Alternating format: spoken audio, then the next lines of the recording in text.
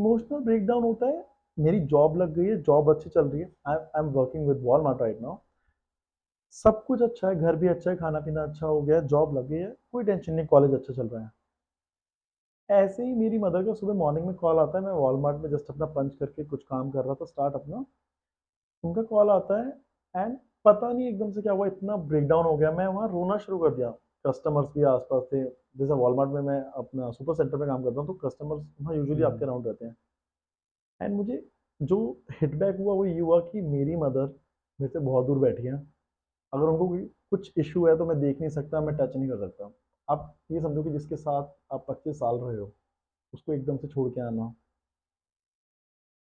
और मैं तो रोया रोया, मेरी मदर सामने से रो, उनके आंसू नहीं रुक रहे हैं। उस दिन ऐसा लगा कि यार, अपनी चाहत के लिए ना, अपनी ड्रीम पूरी करने के लिए आप इतने दूर आ गए हो कि बहुत चीज़ें पीछे छोड़ आए हो। Welcome to the Abhilash podcast. आज का एपिसोड यार बहुत ही अमेजिंग होने वाला है, क्योंकि ये हमारा पहला हिंदी का एपिसोड है। ये सिर्फ इसीलिए अमेजिंग नहीं है यार, ये इसलिए भी अमेजिंग है क्योंकि हमारे आज के जो गेस्ट हैं शिवम, वो एक इंस्टाग्राम इन्फ्लुएंसर हैं जो कि अपने इंस्टाग्राम हैंडल के नाम से भी जाने जाते हैं, दैट इज़ देसी इन टोरंटो। उन्होंने एक बहुत ही रियल और ट्रू पिक्चर प्रेजेंट किया है कनेडियन लाइफ के बारे में, कि कैसे एक इमिग्रेंट स्टूडेंट कनाडा में आता है और वो किन किन चीज़ों को फेस करता है। सिर्फ यही नहीं यार, उसने अपने इमोशंस के बारे में भी खुल के बात की है। ऐसी बातें जो वो शायद कभी किसी के साथ नहीं करता, पर उसने हमारे साथ की है। तो अब मैं ज़्यादा टाइम नहीं लूँगा यार, हम सीधा चलते हैं और आज की कहानी सुनते हैं शिवम की ज़ुबानी, only at the Abhilash podcast, where the experience flows.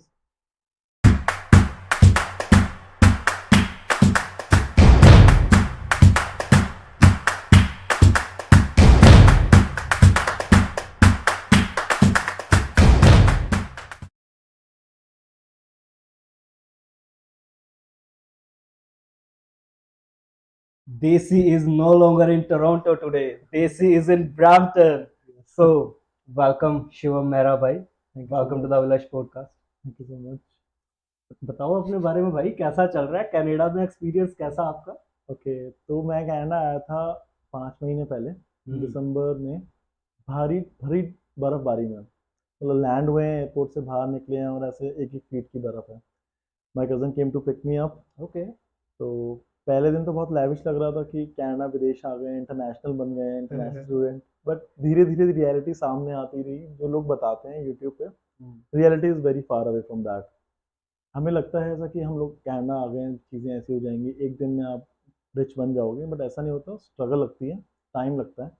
Like starting की स्ट्रगल्स की मैं बात करूँ तो, coming from India and coming from a very good family. तो इंडिया में कैसा था कि हमारे पास व्हीकल्स थे, एक्सेस थी हमारे पास, कि हमारे पास गाड़ियाँ हैं, स्कूटियाँ हैं, हमें कहीं भी जाना है जस्ट चाबी उठाई और हम चले गए। बट कनाडा में चीज़ें बहुत महंगी हैं। आप इतने टाइम से रहते हैं, आपको बिल्कुल आइडिया होगा कि गाड़ियाँ महंगी हैं, ऊपर से insurance and maintenance is something जो बहुत एक्सपेंसिव पड़ती है। तो फर्स्ट डे यहाँ आके, जिस बंदे ने कभी इंडिया में गवर्नमेंट बस में ट्रैवल नहीं किया, यहाँ आके टीटीसी में ट्रैवल कर रहे हैं, गो ट्रांजिट में ट्रैवल कर रहे हैं, 1 घंटे के रास्ते के लिए 3-3 घंटे स्पेंड कर रहे हैं। तो हाँ, बहुत बुरा लगा था। अकेले बैठ के ऐसे बस स्टॉप पे रोए भी हैं बहुत बार कि क्यों आ गए Canada. But with time, with struggle करते रहे करते रहे, ठीक है, अच्छी अर्निंग हुई, प्लान किया, आगे गाड़ी ली। अब चीज़ें धीरे धीरे सेटल हो गई हैं। वो okay. Now it's fun, starting में नहीं था but now it's fun. Okay. आपने दो चीज़ें बोली। हम्म। पहला आपने बोला कि जब आप आए तो लैविश लगा। हम्म। थोड़ा एक्सप्लेन करो, किस किस चीज़ों को देख के आपको लगा कि लैविश?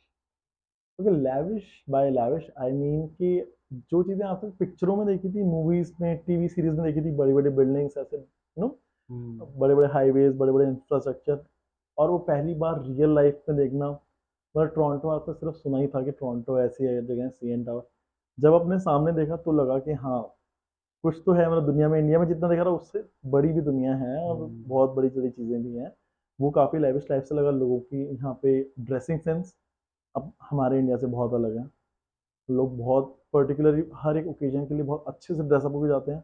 हमारे इंडिया की तरह नहीं है कि लाइक, टॉकिंग अबाउट मी, कुछ भी पहन के चले गए हैं किसी भी ओकेजन पे, वैसा नहीं है।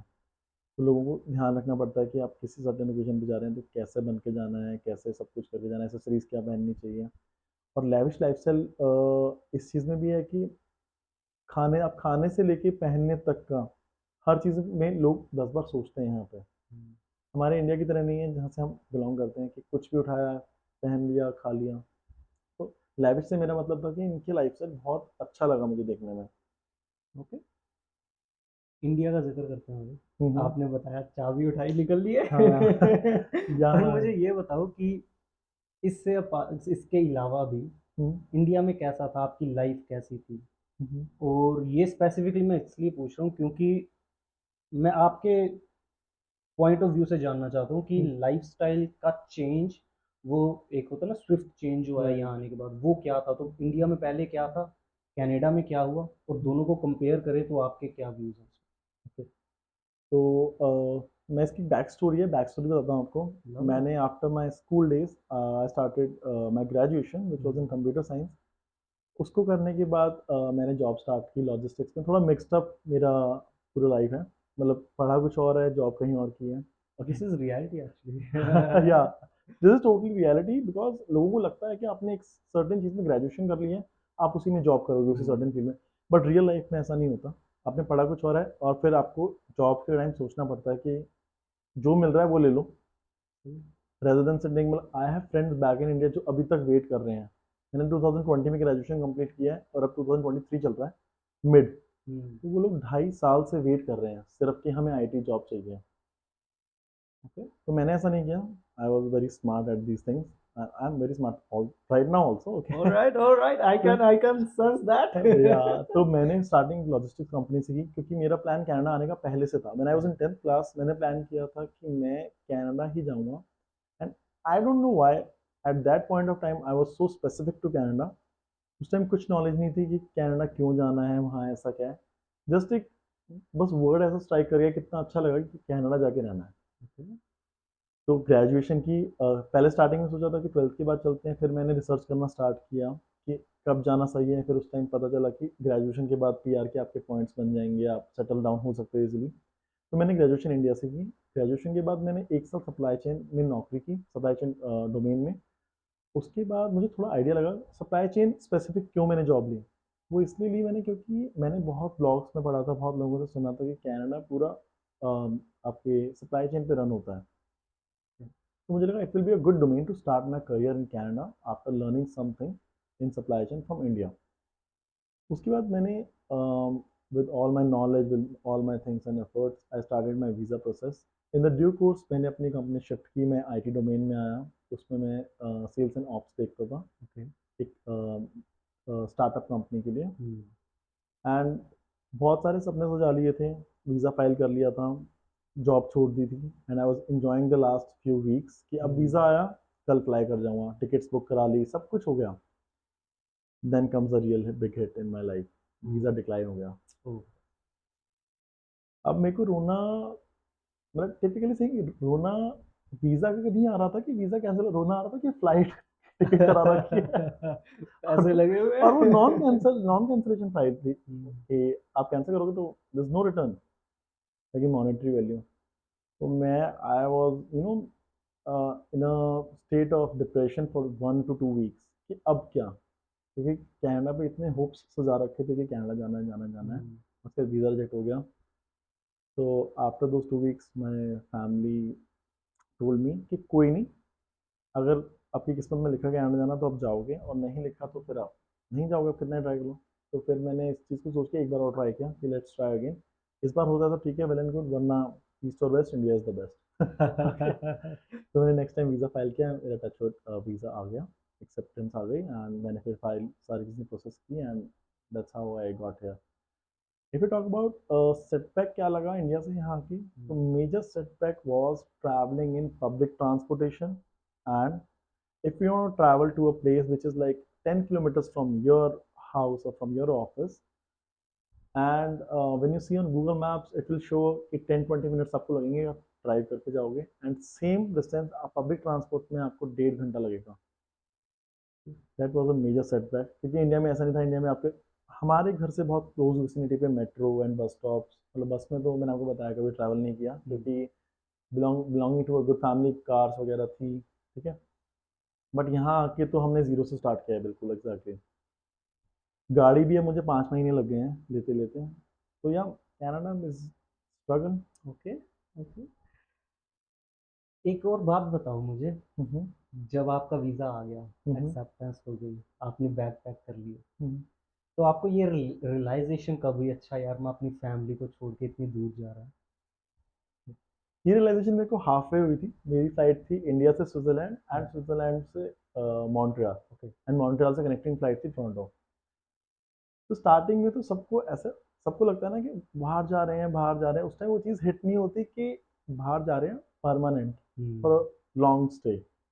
उस टाइम जब हम मैं एयरपोर्ट पे गया दिल्ली में, प्लेन में बैठा, तो उस टाइम लग रहा था, मतलब लग क्या रहा था, बॉडी को ऐसा रियलाइज नहीं हुआ कि मैं बहुत लंबे स्टे के लिए जा रहा हूँ वहाँ पे। इट्स नॉट लाइक कि 1-2 हफ्ते में वापस आ जाऊँगा मैं।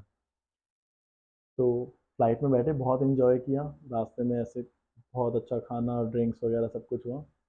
स्विट्ज़रलैंड जाके मुझे जब प्लेन लैंड हुआ तो लगा कि, क्योंकि it was a duration of 8-9 hours, um, वहाँ जाके लगा कि अभी तो आधे रास्ते आए हैं, आधा रास्ता और है, तो बहुत दूर हो गए हैं।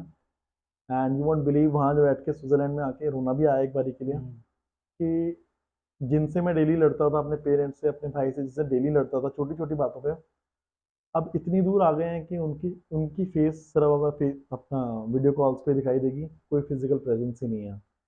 एंड वो आना भी चाहें, मतलब खुदा ना खास्ता अगर कभी मेरे को कुछ हो भी जाए यहाँ पे, अगर वो आना भी चाहें तो उनको एक दिन लग जाएगा पूरा आने में। Easy 14 to 18 hours. जब तो इंडिया इज वेरी फार। तो एंड सबसे बड़ा रियलाइजेशन टोरंटो आके हुआ था कि जब मैंने ऐसे 20 to 24 आवर्स फ्लाइट में ट्रैवल किया है, तो मुझे रियलाइज़ हुआ कि बहुत सही में बहुत दूर आ गए हैं। कनाडा फैसिनेटिंग लग रहा था, बट देखो एक आप बात समझने की कोशिश करना कि अपनी फैमिली जिनके साथ मैं अपनी फैमिली के साथ रहा हूँ all my life till now, उन सबको एकदम से छोड़ के आना एक दिन के अंदर, आप किसी नए घर में हो, कहीं और सो रहे हो, कहीं और नए लोगों से मिल रहे हो, इट्स अ मेजर सेटबैक। मुझे, यू वोंट बिलीव, मुझे 1 महीने तक रियलाइज़ नहीं हुआ था कि मैं कनाडा में आ गया हूँ। मैं हर रोज़ सुबह उठ के सोचता था कि ये कहाँ आ गया, और हर रोज़ सोते टाइम लगता था कि हाँ इंडिया में ही तो है, अपने रूम में ही तो सो रहा हूँ, सुबह हुँ, मम्मी उठाने आ जाएगी। तो या रियलाइजेशन बहुत बड़ी थी, ऐसे मिड मिड वे में होती रही कि ऐसे ऐसे दूर आ गए हैं। ये जो चीज़ें आपने बोली, आई बिलीव कोई भी इमिग्रेंट जो आता है ना, वो हर बंदा फेस करता है ये चीज़।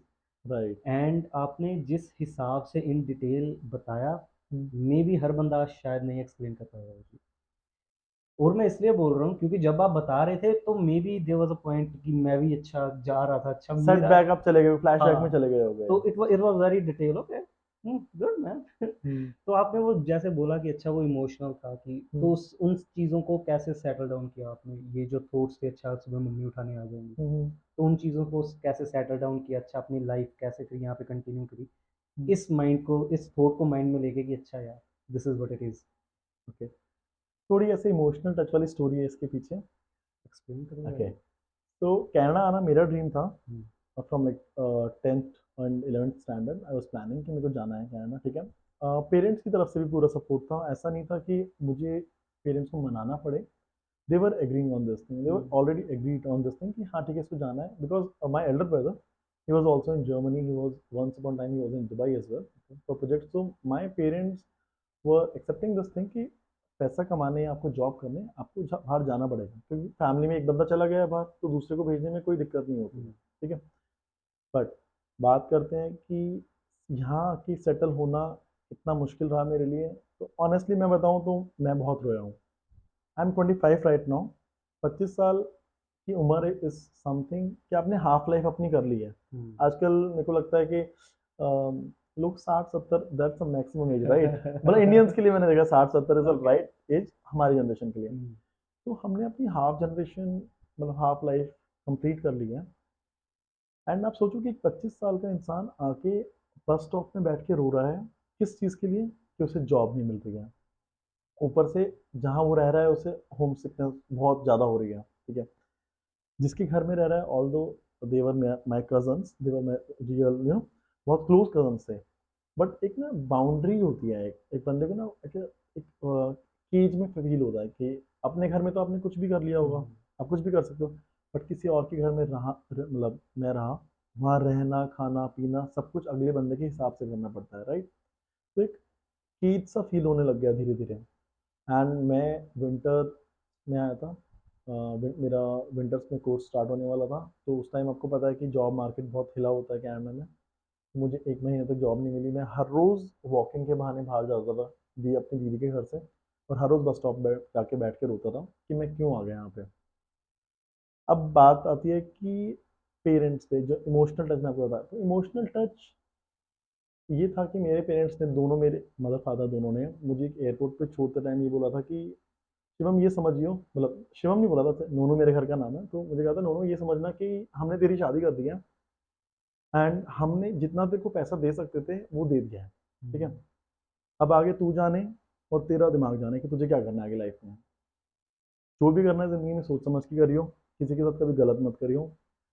You can get it from this point कि बहुत दूर भेजा है उन्होंने, इट्स अक्रॉस द ग्लोब, मतलब इंडिया वहाँ है तो कनाडा इस तरफ है। तो कहीं न कहीं अकेले रोते-राते अपने आप को सँभालते हुए आगे बढ़ते गए, और कभी ऐसा लगता था कि अब नहीं इंडिया भागना है वापस, क्योंकि उस टाइम पैसे भी थे मेरे पास इतने कि मैं जा सकता था इंडिया वापस।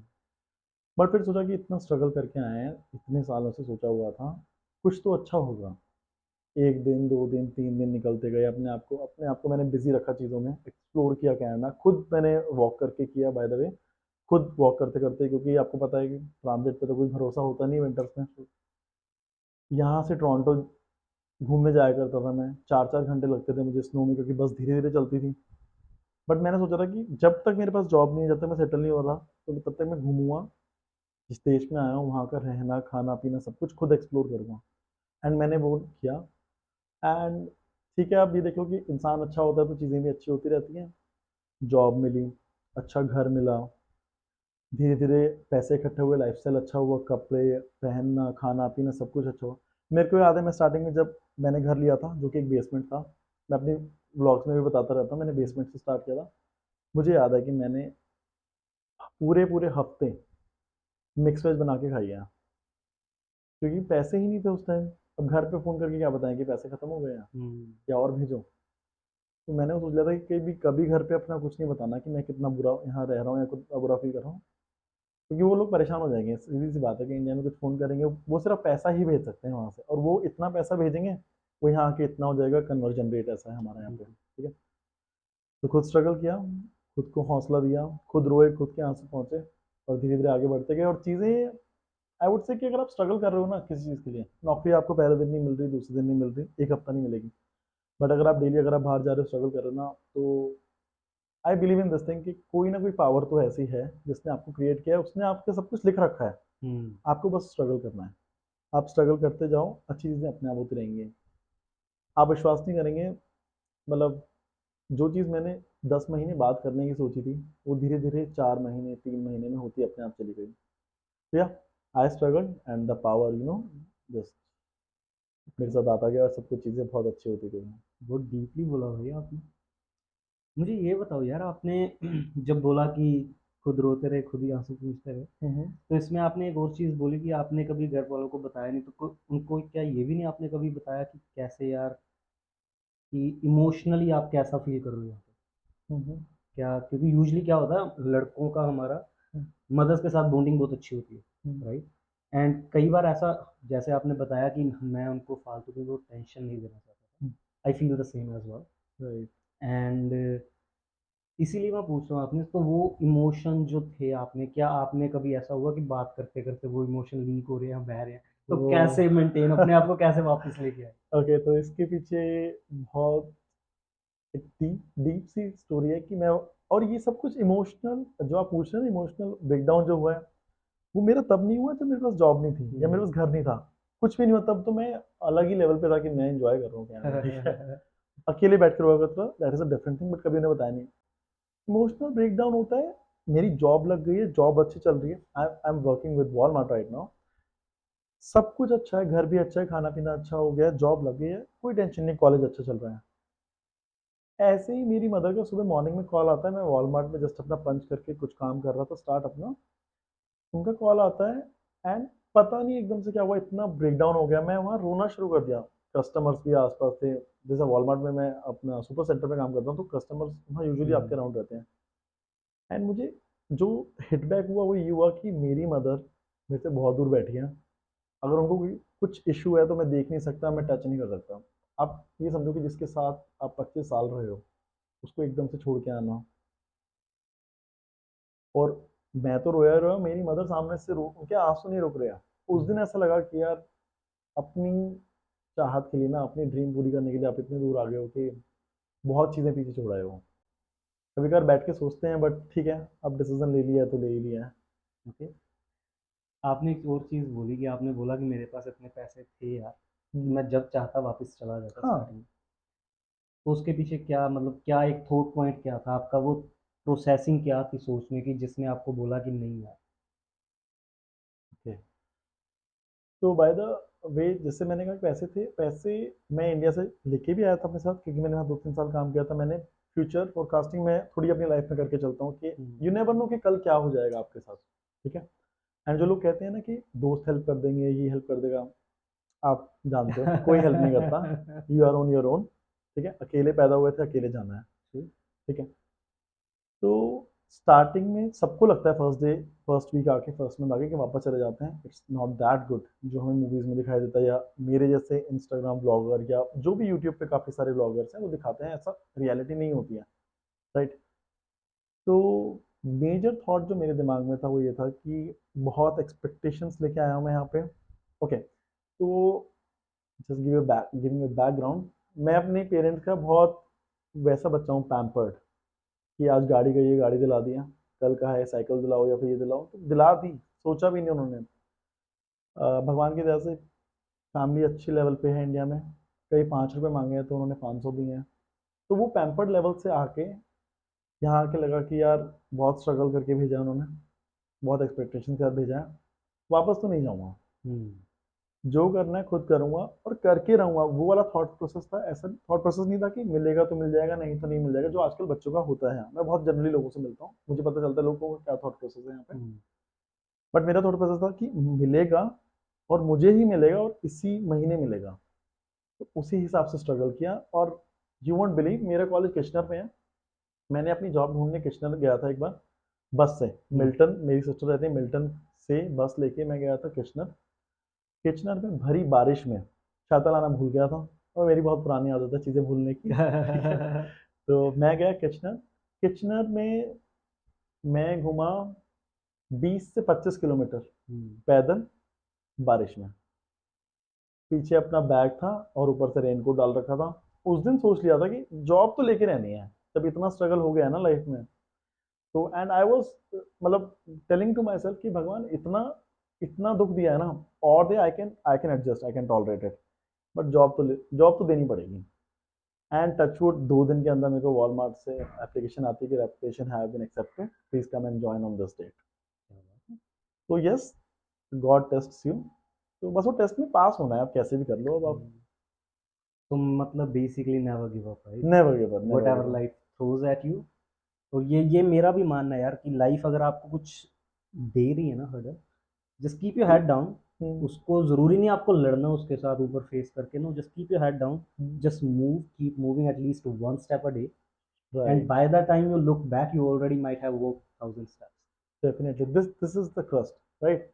अपनी तरफ से स्ट्रगल करो, एंड डोंट रिलाई कि, नॉट थिंक कि कुछ अच्छा होगा, कुछ अच्छा, अपनी तरफ से एफर्ट डालो। एंड जो आपका रिजल्ट है वो ऊपर वाले पे छोड़ दो, अपने आप होता रहेगा। ओके। ओके। आपने बोला यार कि जब आप आए थे सर्दियों में आए थे, राइट? हम्म। तो बताओ थोड़ा, फिर आपने ये तो बता दिया कि बर्फ इतनी इतनी थी, हम्म। पर उसमें क्या क्या चैलेंजेस फेस किए उस बर्फ के चक्कर में आपने, वो बताओ।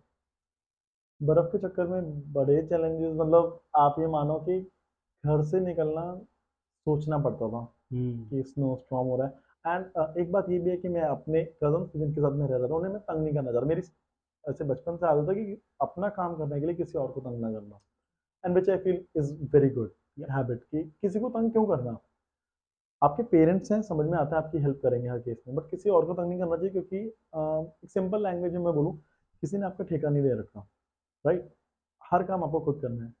तो मैं अपनी दीदी को बोल के जाया करता था कि मैं आज जॉब्स के लिए अप्लाई करने जा रहा हूँ, ये करने जा रहा हूँ, तो वो खुद कहा करती थी कि आज मेरे पास स्नो स्टॉर्म है, but I was stick to my word कि जॉब तो लेके रहनी है। ऐसे क्या हो गया कि आई एम एजुकेटेड इनफ कि मुझे जॉब क्यों नहीं मिल रही है। जब लोग यहाँ अनएजुकेटेड लोग आके कनाडा में जॉब्स ले लेते हैं, तो मुझे नहीं मिल रही है, तो कमी मुझ में है कि मैं एफर्ट नहीं डाल रहा हूँ। तो बर्फ़ में मैं बहुत घुमा हूँ एंड बहुत स्ट्रगल किया कि बर्फ़ ऐसे सीधा मुँह पे आके लगती थी। तो बड़ा याद किया करते थे कि इंडिया बढ़िया है। हाँ, इंडिया में बैठ के लगता था Canada is the best, but यहाँ आके लगता था कि इंडिया हमारा बढ़िया मौसम था। ओके। रियलिटी चेक हाँ। रियलिटी चेक हो गया एकदम से। ओके, तो आपने आते ही विंटर शूज और जैकेट्स वगैरह ले ली ओके, थी? I don't know why, but हर चीज़ के पीछे मेरे पास बहुत बड़ी स्टोरी है। करो भाई, ओके, एक्सप्लेन करो आप। तो मे बी इसके थ्रू जिसका प्लान है यहाँ आने का, वो माइट बी उसके लिए बहुत हेल्पफुल हो ये चीज़ें, कि उसको पता चले यार रियलिटी रियलिटी चेक उससे चेक ये क्या है। सीख पाए इन छोटी छोटी चीज़ों से। ओके, तो आई डोंट नो व्हाई मैं ये बार-बार क्यों बोल रहा हूँ, बट मैं सबको समझाना चाहता हूँ कि सबके हालात अलग होते हैं। सब कनाडा आप लैंड साथ सबके साथ करते हो। प्लेन से आप सबके साथ निकलोगे, ठीक है? पर उस दिन से आपकी स्टोरी और लोगों की स्टोरी, सबकी स्टोरी अलग होती है। There are like no two people whose story is same in Canada. मेरी स्टोरी अलग है, आपकी स्टोरी बिल्कुल अलग होगी मुझसे, राइट? तो आई एम जस्ट टेलिंग कि I come from a good family. Maybe कोई बंदा नहीं आ रहा हो अच्छी फैमिली से, उन्होंने लोन लेके आए हों, तो सबके हालात बराबर नहीं होते। कोई बंदा बहुत ही एफिलिएंट फैमिली से आ रहा हो, उसके पास इतना पैसा है कि उसने फर्स्ट डे लैंड करते ही गाड़ी ले ली है, बड़ा हाउस रेंट कर लिया, right? Not everyone's page of book is same. तो मुझे मेरे पेरेंट्स ने अच्छा पैसा देके भेजा था इंडिया से, अकाउंट्स में भी अच्छा पैसा था, कैश भी अच्छा लेके भेजा था। बट वही मैंने आपको बताया, मेरा थॉट प्रोसेस है कि आगे की सोच के चलता हूँ मैं कि व्हाट इफ कल कुछ हो जाता है, तो मेरे पास कैश इतना हैंडी होना चाहिए कि मैं अपने आप को मैनेज कर पाऊँ। इंडिया से बूट्स लेके आया था, वही यूज़ करता हूँ आज तक। कोई स्नो बूट नहीं खरीदी। स्नो बूट रेंज बताता हूँ आपको, सोरेल कंपनी के बूट्स आते हैं $250 के, आप लोग कन्वर्ट कर लेना। देखने गया, पीक सीजन था तो कोई सेल नहीं थी, एंड आदत लाइफ में ये बना रखी, लेना है तो बेस्ट लेना है चीज़, नहीं तो नहीं लेनी, सही है। $250 के बूट्स थे, अपना मन बनाया कि अगली विंटर अगले सीजन में लेंगे, नहीं लिए। $235 आज तक मेरे को याद है, क्योंकि मेरी चीज़ लाइफ में ना, ये चीज़ें आज तक यादगार है क्योंकि मैंने बहुत बड़े डिसीजन लिए हैं। $235 की जैकेट ली थी विंटर, एडी बावर की, आज तक याद है। 2 बार रिटर्न करके फिर तीसरी बार खरीदी थी कि मन नहीं मान रहा था कि $200, 12,000 15,000 रुपए एक बारी में स्पेंड करने में, बट ली। तो बूट्स का ऐसा है, आज तक बूट्स नहीं लिए हैं। नेक्स्ट सीजन प्लान करूंगा। ऐसा नहीं है कि पैसा नहीं था पैसा, बट दूर की सोच के कि आगे जरूरत पड़ेगी और भी बहुत सारे खर्चे आने वाले हैं, घर का रेंट देना है, फर्स्ट लास्ट मंथ, जैसे कि यहाँ चलता है फर्स्ट मंथ लास्ट मंथ आपको रेंट देना पड़ता है। तो प्लानिंग आगे की थी। एंड इस बात से मैं समझाना चाहता हूँ कि यार सब लोगों को प्लानिंग करके आना चाहिए। ऐसा नहीं कि आपने जस्ट बैग लिए, पैसा लिया और आ गए। Life here is very difficult, life is here is very hard, तो आपको प्लान करना चाहिए आगे। ये बात यार अच्छी लगी आपने जैसा बोला कि हर चीज़ प्लान करके चल रहे हो, एटलीस्ट आपके पास यार रेनी डेज के लिए थोड़ी बहुत सेविंग होनी चाहिए। कुछ तो होना चाहिए, कुछ हाँ, तो होना कुछ चाहिए। तो होना चाहिए, क्योंकि अगर आप किसी दोस्त से भी मांगोगे ना, आप 1000 नहीं मांग सकते, 200 दे देगा वो आपको, 1000 कोई नहीं देगा। बिकॉज हजार यहाँ पे $1000 नहीं होते हैं, $1000 होते हैं। भाई। एंड जिंदगी में आई थिंक सबको ये फॉलो करना चाहिए, बट मैं तो फॉलो करता हूँ। मेरा रूल है कभी किसी के सामने हाथ नहीं फैलाना। हम्म, कम है कम खा लो, नहीं भी खाओगे ना तो सरवाइव कर जाओगे 3-4 दिन, पर किसी के सामने हाथ नहीं फैलाना। हाँ, बहुत ही बुरा हो गया है कि मतलब घर पे बता ही नहीं सकते आप कुछ, तो अलग बात है। बट ऐसा नहीं, मैंने यहाँ बहुत सारे लोगों को देखा यहाँ आके, लोग यहाँ, आपको पता है कि ड्रग्स इजीली अवेलेबल है हम्म, कनाडा में, तो लोग ड्रग्स की इतनी गंदी हैबिट में पड़ जाते हैं कि वो सारा अपने आप करियर डिस्ट्रॉय कर लेते हैं, एंड फिर और ड्रग्स करने के लिए, क्योंकि जिसको एक बार नशा लग गया वो एडिक्टेड हो जाता है, एंड वो नशे करने के लिए लोगों से पैसे मांगते हैं। एंड ये थंब रूल है मेरे लाइफ में कि एक बार आपने किसी को नशे करने के लिए पैसा दिया या फिर कुछ भी एडिक्शन के लिए पैसा दिया, वो पैसा आपका मर गया, वो आपका पैसा जीरो हो गया। कभी कोई कोई एडिक्ट आपको पैसा वापस नहीं देगा। तो भगवान ने जितना दिया उतना खा लिया, उसी में से सेविंग्स कर ली, बट कभी किसी के सामने ऐसा हाथ नहीं पसारे कि मुझे कुछ दे दो। हम्म। ओके, बहुत सारे क्वेश्चन आ रहे हैं अभी। नहीं, प्लीज मैं शूट ऑन। टॉपिक टॉपिक पे करना चाहता हूँ इंस्टेड क्वेश्चन। आप ये बताओ, आपने बोला आपने कार ली राइट, तो उसका एक बार प्रोसेस बताओ कैसे रहा, क्योंकि आपने बोला कि उसमें बहुत सारी हिडन कॉस्ट होती हैं, बहुत आपने सारे। एक्सप्लेन किया उन हिडन कॉस्ट को, मैं नेम टर्म दे रहा हूँ, hidden cost, insurance, hidden right. Cost. Maintenance, hidden cost, gas तो सबको पता ही है, गाड़ी है तो गैस तो गाड़ी लगेगी, का राइट?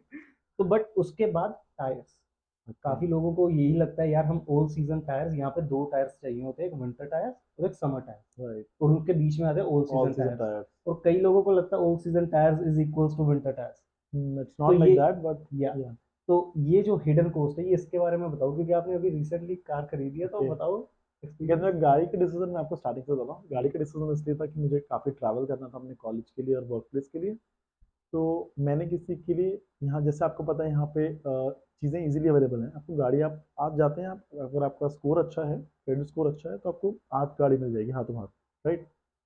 बट इसमें आप एक पॉइंट समझना कि गाड़ी तो आसानी से मिल रही है, बट आपको बाई वीकली या मंथली ईएमआई तो आपको देना है, राइट? उन्होंने तो गाड़ी आपको फाइनेंस करके दे दिया, it's very easy. I have seen people buying Challenger and different Camaro, जितनी भी एक्सपेंसिव गाड़ियाँ यहाँ पे आती हैं स्पोर्ट्स का, बट आपको एक कैलकुलेटेड रिस्क सोचना चाहिए। एंड ये चीज़ मैं इसलिए सोचता हूँ क्योंकि I am in life, I am at a right age, 25 is a good age, तो सोच सकता है इंसान। मैंने काफ़ी लोगों को देखा है 19-20 साल के बच्चे यहाँ पे आ जाते हैं हमारे हरियाणा पंजाब से, और आते ही नई नई गाड़ियाँ ले लेते हैं हवाबाजी के लिए, सिर्फ शौक, और वो लोग उस चीज़ को नाम देते हैं कि हमें शौक है। तो मेरा कहने का पॉइंट है, शौक जब होता है जब आपके पास बैंक में बहुत पैसा हो, शौक जब पूरे होते हैं। इमिग्रेंट हो, इमिग्रेंट की तरह लाइफ जियो, अपने अपने यहाँ चीज़ें मैनेज करो, अपने गोल्स को अचीव करो, घर और भी बहुत सारी चीज़ें होती हैं। गाड़ी पे स्टिक मत रह जाओ कि आपने $1,00,000 की गाड़ी ले ली है पहले दिन आप ही। Okay, coming back to my thing, मैंने गाड़ी क्यों ली? क्योंकि मेरे को नीड थी। आपको पता है कनाडा में you can't rely on public transport for a distance which I have to travel daily, like my college, it takes around 3.5 hours in a bus, but with car it takes me around 1 hour, तो मतलब वही 1 घंटे का सफर आप 3 घंटे में कर रहे थे पहले। राइट? तो मेरा गाड़ी का लेने का प्लान सिर्फ इसलिए था कि मैं अपना वो 2 घंटे वन वे और 2 घंटे वापस आने के 4 घंटे सेव कर सकूँ अपने एक दिन में से, राइट? अब गाड़ी लेने की बात आती है। गाड़ी आप नई भी ले सकते हो, बट मेरा कहना है आप सेकेंड हैंड लो, क्योंकि आप देखो नए देश में आपको आइडिया तो लगे गाड़ियों का। यहाँ की मार्केट इंडिया की मार्केट से बिल्कुल अलग है गाड़ियों की। यहाँ इंडिया में फिर भी हमारे पास बहुत चीज़ें होती थी आपका प्राइस चेकअप करने का, यूज़ गाड़ियों का, बट कनाडा में कोई प्राइस ऐसा कैलकुलेटर नहीं है। आप सेलर हैं, मैं बायर हूँ, आपने जितना कह दिया उतना मैं सोचूंगा कि it is acceptable to me और नॉट। यहाँ कोई, मैंने इस गाड़ी लेते टाइम मैंने बहुत गाड़ियाँ सर्च की, same model, same variant, different colour all together, same company, same mileage, गाड़ियों में 3-3 4-4 हज़ार डॉलर का फ़र्क था, गैप। वो सिर्फ इसीलिए कि मे बी कोई डीलर बेच रहा है, कोई और। एग्जैक्टली, तो माई पॉइंट इज कि अगर मैंने, ओके जस्ट फॉर एग्जाम्पल, मैंने गाड़ी $5,000 की ली है, वैसे मैंने इसके आसपास ही लिया, ठीक है? तो आप ये देखो, सेम गाड़ी, सेम मॉडल, सब कुछ सेम स्पेसिफिकेशंस हैं, वही गाड़ी मुझे $5,000 की पड़ी है और आपको 8,000 की पड़ रही है, वो $3,000 कहीं ना कहीं आपको पे करने ही है। तो यहाँ मार्केट बहुत डाइसी है, आपको बहुत सोच समझ की गाड़ी लेनी पड़ती है। हिडन कॉस्ट की बात करते हैं, हमें लगता है कि जैसे यहाँ बहुत सारी वेबसाइट्स हैं, फेसबुक मार्केट प्लेस भी है, ऑटो ट्रेडर भी है, मैंने ऑटो ट्रेडर से ली थी। तो गाड़ी का क्या होता है, लोगों ने 5,000 की ऐड डाल दी, आपको 5,000 में मिल जाएगी, ऐसा नहीं होता। यहाँ बहुत हिडन कॉस्ट होती है। सबसे पहले आपकी कॉस्ट होगी गाड़ी को ट्रांसफर कराने का, जो पुराना ओनर है उससे आप नए ओनर पे ट्रांसफर करोगे। I am not telling you the prices, क्योंकि वो ऑफ वेरिएशन कोर्स, ऑफ रहती है, कोर्स, आप वो चेक कर सकते हैं वो डेफिनेटली, और किसी ने देखना गवर्नमेंट वेबसाइट पे जाके गवर्नमेंट देख वेबसाइट सकते पर, हैं। राइट? सबसे पहले आपका लाइसेंसिंग होगा कि आपके नाम ट्रांसफर होगी गाड़ी। उसके बाद आपका insurance, insurance is a next level thing here. जैसे my dad recently purchase Scorpio in India, तो उनका ईयरली इंश्योरेंस 50,000 है। Okay, now coming back to Canada, I pay $250 per month, it's not yearly, it's per month.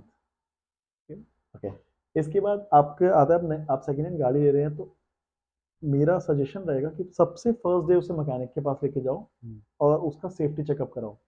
Safety checkup ज़रूरी है, that comes around $100। उसके बिना आपकी गाड़ी ट्रांसफ़र ही नहीं होगी आपके नाम पे, क्योंकि गवर्नमेंट का यहाँ एक रूल है कि आप गाड़ी ले रहे हो, वो जो भी गाड़ी आप परचेज कर रहे हो सेकेंड, वो रोड वर्दी कंडीशंस पे है कि नहीं है। तो आपको कोई भी मैकेनिक सेफ्टी क्लियरेंस देगा, वो $100 का एक आपको पेज मिलता है, उस पर सारे टिक मार्क्स होते हैं कि आपकी गाड़ी गवर्नमेंट की जो भी रिकमेंडेशन है उनके अकॉर्डिंग अभी चलने लायक है, क्योंकि यहाँ 15 वाला रूल नहीं है इंडिया की तरह कि डीजल की गाड़ियाँ 10 साल चलेंगी और पेट्रोल की 15 साल। जब तक आपकी गाड़ी कैनाडा में चलने लायक है तब तक आप चला सकते हो उसे, राइट। इसके अलावा आते हैं, आप फर्स्ट टाइम अपनी गाड़ी सेकेंड परचेज करते हो तो उसकी मेंटेनेंस का भी ध्यान रखो कि यू डोंट नो कि लास्ट यूजर ने गाड़ी कैसे चला रखी है, राइट। तो मैंने प्लान ये किया था कि फर्स्ट डे उसको लेते ही उसकी एयर फिल्टर उसकी पूरी मैंने सर्विस कराई थी, engine oil, transmission oil and जितने भी आपके फिल्टर्स होते हैं वो सबको चेंज कराया था। अलाइनमेंट, टायर्स चेक कराए थे कि टायर्स में कोई प्रॉब्लम तो नहीं है, क्योंकि कनाडा में एक बात समझना आपकी, इंडिया में इट वॉज ईजी। इंडिया में मैंने काफ़ी बार फेस किया कि मेरी गाड़ी रोड साइड बंद हो गई तो मैं I will give a call to my friend, he will come and हम गाड़ी को टो करके ले जाएंगे। बट कनाडा में ये रूल है कि आप गाड़ी से कार टो नहीं कर सकते, मतलब normal citizen can't tow a car, right. तो आपको एक टोइंग सर्विस को बुलाना पड़ेगा अगर आपकी गाड़ी कहीं ना कहीं खराब हो जाती है हाईवे पे, राइट। टोइंग सर्विस के चार्ज $300 स्टैंडर्ड है, सिर्फ आने के, राइट। तो कनाडा एक ऐसी कंट्री है यहाँ आपको सांस लेने का भी पैसा देना पड़ता है। तो इसलिए मैंने कहा कि गाड़ी की फर्स्ट डे लेते ही सर्विस कराओ ताकि आपको लॉन्ग टर्म में रिलायबिलिटी मिले। ऐसा ना हो कि आप कहीं रात को स्ट्रैंडेड खड़े हो गए हैं। और कनाडा में लोगों को लगता है ना कि कनाडा बहुत सेफ है, बहुत सब कुछ अच्छा है। खुदा ना खास्ता आपकी गाड़ी कहीं बहुत दूर खराब हो गई है, बहुत आप कहते हैं कि बहुत सिटी से आप बहुत दूर हैं, remote area, right, remote area, तो आपकी सेफ्टी सबसे बड़ा कंसर्न है यहाँ पे कि पुलिस जब तक आपके पास आएगी तो आपके साथ पता नहीं क्या कुछ हो चुका होगा, राइट। तो इट्स बेटर थोड़ा पैसा पहले स्पेंड कर दो गाड़ी पे और उसकी मेंटेनेंस करा के रखो। तो ये हो गई कुछ हिडन कॉस्ट। इसके अलावा आप बात करते हैं टायर्स की। Tyres is a big thing in Canadian market, Canadian car market. तो यहाँ सीजन्स के हिसाब से टायर्स चलते हैं। 3 टाइप के टायर्स होते हैं, विंटर, समर और एक ऑल सीजन होते हैं। ऑल सीजन महंगे आते हैं। तो ऑल सीजन के साथ क्या केस है कि ऑल सीजन आप अपने एक बार टायर असेंबल करवा लिए गाड़ी में तो आपको चेंज कराने की जरूरत नहीं जब तक वो वियर आउट नहीं हो जाते। विंटर टायर्स थोड़े सॉफ्ट होते हैं, तो वो रोड पे जब आपकी गाड़ी चलती है विंटर्स में तो आप अच्छी मैन्यूवरेबिलिटी देते हैं, आपका होल्ड रहता है कार पे, आपकी गाड़ी स्किड नहीं करती। ओके। समर टायर थोड़े से स्टिफ होते हैं क्योंकि समर में टेम्परेचर बहुत राइज कर जाता है, राइट। तो ये 3 टाइप के टायर्स हैं, आपको सीजन के अकॉर्डिंग चेंज कराना पड़ता है, मतलब समर, विंटर और ऑल सीजन है तो इट्स गुड कि ऑल सीजन आपका सारे सीजन पे चलेगा, राइट। अब कॉस्ट की बात करते हैं। $1000 से नीचे मैंने टायर्स नहीं देखे हैं आज तक। Set of 4 tyres comes around $1000। $1000 is a big thing in Canada if you are on a regular wages, government authorized wages हैं जो आपके standard normal wages. I don't think you can afford tyres in a months pay check, $1000 is a big thing, right. Easy. तो गाड़ी लेने से पहले आपको सोचना चाहिए, बहुत सारी हिडन कॉस्ट होती हैं। एक बार प्लीज पेन डाउन करो उन्हें and just give it a thought कि आप मैनेज कर सकते हो नहीं कर सकते। इसके अलावा आपने 5-6 हज़ार डॉलर स्पेंड कर दिए गाड़ी लेने में, ठीक है। व्हाट इफ कल गाड़ी चल रही है रोड पर, उस पर कुछ खराब आ गया, तो you should have enough money ना कि उसे ठीक करा सको। एंड मेंटेनेंस यहाँ बहुत बड़ी चीज़ है। अगर किसी ने आपकी गाड़ी में एक पाना भी लगाया है, that will cost you around $50 से $60। यहाँ लेबर बहुत एक्सपेंसिव है। तो गाड़ी हेस में मतलब कि उसने ले ली गाड़ी तो मुझे भी लेनी ज़रूरी है। आपकी ज़रूरत आपके फाइनेंस पे डिपेंड करता है कि आप गाड़ी ले सकते हो नहीं ले सकते। तो यहाँ getting a car is a big thing in Canada. आपने बोला इंश्योरेंस के बारे में, मैं उस पे बोल रहा हूँ। बोलो भैया, आप बताओ मुझे। आपने बोला कि वो तो whole different level key thing है, उसके राइट, बारे में बताओ। ओके। सो इंश्योरेंस यहाँ पे डिपेंड करता है कि आप कहाँ रहते हो। एंड लेट्स से मैं कम्युनिटी में रहता हूँ, लेट्स से हम यहाँ रहते हैं कम्युनिटी में ब्रैम्पटन में, लेट्स से इसका नाम क्वीन स्ट्रीट है। अब क्वीन स्ट्रीट पे हम 10 लोग रहते हैं और यहाँ एक्सीडेंट बहुत ज़्यादा होते हैं। तो इंश्योरेंस उस बात पे डिपेंड करेगा कि आपकी कम्युनिटी में कितने एक्सीडेंट ज़्यादा होते हैं, कितने कार थेफ्ट्स होते हैं। तो आपका जो इंश्योरेंस है वो एक्सपेंसिव होगा। अब बात करते हैं कि 1 किलोमीटर दूर यहाँ से किंग स्ट्रीट है, जस्ट फॉर एग्जांपल। वहाँ एक्सीडेंट्स बिल्कुल नहीं होते हैं, वहाँ कार थेफ्ट बिल्कुल जीरो है। वहाँ की और आप हमारे इंश्योरेंस में यहाँ के $300 to $400 का फर्क आ जाएगा। And that is huge. I have seen people paying $600 insurance in Brampton. मैं 230 पे करता हूँ। और काफ़ी सिटीज़ हैं, जैसे अगर आप विंटर रिमोट एरियाज में रहते हैं वहाँ और आपका इंश्योरेंस बहुत कम आ जाता है। तो आई हैव सीन पीपल जिनका इंश्योरेंस $130 से लेके $700 तक रहता है इंश्योरेंस। एंड कनाडा में जितना आप पैसा बचा सकते हो वही आपकी इनकम है। आपने लेट्स से आपने इंश्योरेंस पे $300 बचा लिए, $300 is a great amount which you can save per month. तो insurance is a big thing, आपको बहुत सोच समझ के इंश्योरेंस लेना पड़ेगा। और आपकी कम्युनिटी में देखना पड़ेगा कि आपकी कम्युनिटी में एक्सीडेंट ज़्यादा होते हैं, तो आप वहाँ ना लो इंश्योरेंस, आप घर चेंज करो, एक नई जगह इंश्योरेंस लो जाके। तो या insurance is a big thing in Canada, काफ़ी सोचना पड़ता है लेने से पहले। ओके, तो मतलब अपने पोस्टल कोड का बहुत ध्यान रखना बहुत चाहिए। ध्यान रखना पड़ता है। Okay. There are some loopholes as well, वो सबको पता है, I need not talk about that. Okay, no worries, if you are not comfortable we don't या हैव टू। आपने बताया यार, आप स्टार्टिंग में जब रेंट आउट किया आप बेसमेंट में गए थे, राइट? राइट। तो एक बार रियल पिक्चर बताओ बेसमेंट की, क्या पिक्चर है रियल पिक्चर? ओके, तो मैं बेसमेंट में इसलिए गया था कि मुझे एक्सपीरियंस करना था। राइट, मतलब आउट मैं, ऑफ क्यूरियोसिटी, हाँ। हाँ आउट ऑफ क्यूरियोसिटी, मुझे बहुत ओके। था कि इंडिया में लोग कहते थे कि बेसमेंट में रहते हैं, बेसमेंट में स्ट्रगल करते हैं। हम्म। तो मैंने कहा था कि अगर मैं कनाडा आया हूँ और मैंने जीरो से स्टार्ट किया तो मैं बेसमेंट से स्टार्ट करूँगा, मैं भी वो लाइफ जी के देखूंगा। ओके। स्टार्टिंग में इट वॉज वेरी फन, मैंने यूट्यूबर्स के काफ़ी वीडियो देखे थे कि बेसमेंट में इतना मज़ा आता है, ये होता है। Okay, coming to Canada, getting into a basement, बिल्कुल वैसा नहीं होता जैसा लोग दिखाते हैं। इतने छोटे छोटे साइज के रूम्स होते हैं, लाइक फ्रैंकली स्पीकिंग, और इतनी छोटी सी एक विंडो होती है, आपको इतनी सुबह लाइट दिखाई दे जाती है, आपको पता चल जाएगा कि सुबह हो गई है, दैट्स इट। आप घर में बेसमेंट में खाना बनाते हैं, पूरे कपड़ों में स्मेल चली जाएगी आपकी। हम्म। और कोई क्लॉस्ट्रोफोबिक अगर फील करता है तो उससे मेरा सजेशन है बिल्कुल बेसमेंट में मत रहना। रेंट का काफ़ी फर्क आता है, बेसमेंट थोड़े सस्ते पड़ते हैं कंपैरेटिवली। अगर आप रूम फर्स्ट फ्लोर पे लेते हो, हाई राइज में लेते हो, तो आपका रेंट 550 टू 700 है। दिस नो अपर स्लैब, आप कितने भी अच्छे घर में रह सकते हैं, right. But 500 is a slab जो आपको एक अच्छा शेयरिंग में रूम मिल जाता है। बेसमेंट गोज अराउंड, मैंने लीज देखे हैं ब्रैम्पटन में 370 में भी मिल जाता है बेसमेंट शेयरिंग में, $370 पर मंथ। हम्म। गोइंग अप 400, 450, 500, जो अच्छे बेसमेंट्स होते हैं। अच्छे बेसमेंट से मेरा मतलब है कि उनमें काफ़ी स्पेस होता है, लॉबी और हॉल में काफ़ी अच्छा स्पेस होता है। तो या अगर किसी भी बंदे को ऐसा क्लॉस्ट्रोफोबिक फील होता है तो प्लीज़ बेसमेंट में मत रहना, you will die from inside. Hmm. Like honestly, मैंने फर्स्ट क्लास मंथ का रेंट दिया था अपने बेसमेंट ओनर को, तो मुझे ज़बरदस्ती वहाँ रहना पड़ा क्योंकि लोग यहाँ रेंट रिटर्न नहीं करते हैं। एक बार उनके पास पैसा चले गया तो you have to stay at that place, right. अगर तुम्हें छोड़ के जाना है तो पैसा वापस नहीं मिलेगा, सिंपल सी बात है। मुझे ज़िंदगी में आज तक वो 2 महीने याद हैं और आगे भी याद रहेंगे कि मैंने कितनी मुश्किल से वो समय काटा है। क्या क्या मुश्किलें हैं? ओके, मुश्किलें बात करते हैं। एक तो रूम हाइट बहुत ही नीचे होती है, आपकी जो सीलिंग है वो बहुत नीचे होती है, तो आपको ना ऐसे घुटन महसूस होएगी। Hmm. You are in a very close space. बात करते हैं विंडो की, विंडोज बहुत छोटी हैं, सनलाइट आती नहीं है अंदर, राइट। आपको पता ही नहीं चलता दिन है या रात है, आपको फिर फोन में टाइम देखना पड़ेगा, राइट। और कहीं ना कहीं जो बेसमेंट में लोग रहते हैं वो रिलेट कर पाएंगे इस बात से कि आपको ऐसा फील होता है कि आप ना एक सेल में डाल दिया आपने किसी को, एंड आपको कैदी बना दिया है कि आप यहाँ से बाहर नहीं निकल सकते हैं। और बात करते हैं बेसमेंट्स में, मैंने बात की कि सस्ता है, तो लोग अक्सर लोग वही रहने आते हैं बेसमेंट में जिनको पैसा बचाना होता है, हम्म। राइट।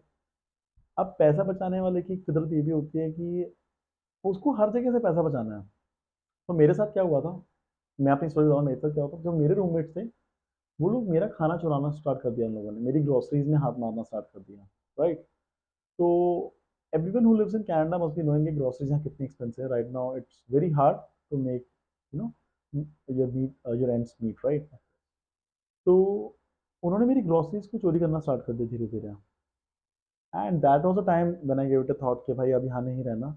आज ही ग्रोसरीज में हाथ लगा रहे हैं, कल को इनको मेरा अगर पर्स या कुछ ऐसा कुछ सामान मिलता है वो भी उठा लेंगे। तो या basement is very bad, don't prefer basement. Okay. आपने ये जैसे बताया यार, ये जो सूडो चीज़ आपने एक छोटा सा जेस्चर बताया कि यार लोग यहाँ पे कई बार ऐसा कर देते हैं। Right. So do you think कि यार ये सिर्फ एक पैसा बचाने वाले की फितरत होती है, या this is sometimes a human nature कि यार बंदे को पता ही नहीं होता कि वो क्या कर रहा ओके, तो it is a human tendency. पैसा बचाने वाले अक्सर लोग ऐसा, मतलब मेजोरिटी लोग नहीं करते, इट्स लाइक 50-50%। है? बट मैंने देखा जो लोग मतलब ऐसे रहने आते हैं उनमें ना टेंडेंसी हो जाती है कि थोड़ा सा मैं यहाँ पैसा बचा लेता हूँ, थोड़ा सा यहाँ पैसा बचा लेता हूँ, and in this thing they forget कि वो लोग चोरी कर रहे हैं। उनको लगता है कि कोई दूसरा बंदा इंसान माइंड नहीं करेगा कि उनकी ग्रोसरीज को लेके जा रहा था, but people do mind because it's expensive in Canada, right. तो ह्यूमन टेंडेंसी भी इसलिए क्योंकि यहाँ पे कनाडा में चीज़ें बहुत अलग हैं। इंडिया में जैसे मैं आपको एग्जांपल देता हूँ, इंडिया में क्या होता था, आप एक सुपरमार्केट में जा रहे हैं, आपने कुछ शॉपिंग की, आपने उसका बिल कराया, आपको गेट पे एक इंसान मिलेगा जो आपका बिल वेरीफाई करेगा and you are good to go. अगर आपका चेकलिस्ट, अगर उसको शक होता है तो वो एक बार चेक कर सकता है कि आपने सेफ सामान डाला है, नहीं डाला, आपने कुछ एक्स्ट्रा नहीं ले लिया। Canada is so liberal in this thing कि कनाडा में ऐसा कोई चेक नहीं करता। अगर आपने अपनी ग्रोसरीज का बिल करा लिया, you are free to walk. And also if you are taking something in your hand and you are walking, आप कैशियर के सामने से निकल गए हैं, राइट, तो कैशियर आपको कुछ नहीं कहेगा। There is a rule in Canada कि आपको कोई टच नहीं कर सकता। They can call the cops, police बुला सकते हैं वो लोग, बट वो आपको टच नहीं कर सकते, वो आपको रोक नहीं सकते हैं, राइट। इवन सिक्योरिटी आपको टच नहीं कर सकती है, राइट। तो यहाँ की कुछ चीज़ें ऐसी लोगों को मिलती हैं कि लोगों को लगता है कि उस चीज़ के लिए पैसा क्यों स्पेंड करना। I know many people in my life जो कनाडा में ये चीज़ें करते हैं कि वो लोग ग्रोसरी या कुछ भी शॉपिंग सेंटर या शॉपर्स ड्रग मार्ट जाएंगे और वो चीज़ वहाँ से उठाएंगे, अपनी पॉकेट में डालेंगे और उसको ले जाएंगे अपने साथ। तो धीरे धीरे ये हैबिट ना ह्यूमन टेंडेंसी में बदल जाती है, उनकी फितरत बन जाती है वो चीज़ चोरी करना। ये इस वीडियो का एंड बिल्कुल भी नहीं था, पर हमें ना चाहते हुए इस वीडियो को यहीं पे ख़त्म करना पड़ेगा। उसके पीछे का रीज़न ये है यार, इस पॉइंट के बाद चीज़ें बहुत ही सेंसिटिव और बहुत ही डेंस हो गई थी। तो हमने ये डिसीज़न लिया कि this might not be the right time वो चीज़ें हम आपके साथ प्रेजेंट करें, पर हम दोबारा बैठेंगे शिवम के साथ और उन टॉपिक्स के ऊपर दोबारा से बात करेंगे और आपके सामने लेके आएंगे। तब तक के लिए हमारे साथ जुड़े रहें only at the Abhilash podcast, where the experience flows.